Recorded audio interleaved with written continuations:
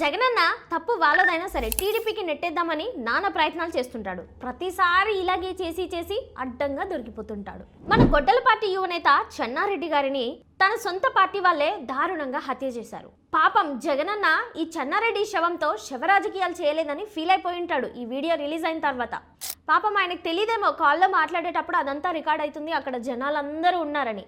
అక్కడ ఆ కాల్లో మాట్లాడింది ఏమర్థమవుతుందంటే జగనన్న అవతలి ప్రభుత్వం వాళ్ళే చేస్తారా అని బాగా గట్టిగా ట్రై చేస్తున్నట్టయితే అర్థమవుతుంది. కానీ పాపం వాళ్ళ పార్టీ అతనే చేసింది వాళ్ళు కాదు మనోళ్ళే చేశారు అని బల్ల గుద్దినట్టు 2-3 సార్లు రిపీట్ చేశాడు.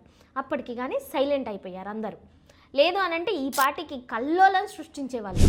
అయినా నాకు అర్థం కాని విషయం ఏంటంటే వీళ్ళు ఎప్పుడు రప్ప రప్ప రప్ప అనే స్లోగన్ ఉంటుంది చూసావా, వీళ్ళ పార్టీ వాళ్ళని వీళ్ళే రప్ప రప్ప రప్ప రప్ప చేసుకుంటున్నారు. వీళ్ళ పార్టీ అవసరాల కోసము అమాయకమైన ప్రజలని వీళ్ళ పార్టీలో జాయిన్ అయిన వాళ్ళని ఇలా అన్యాయంగా చంపుతున్నారు. పైగా అవసరాలు తీరాక మీ పార్టీ వాళ్ళకు తెలిసిందే కదా అందరికీ, ఒక్కొక్కరుగా బయటికి గెంటేస్తూనే ఉంటారు.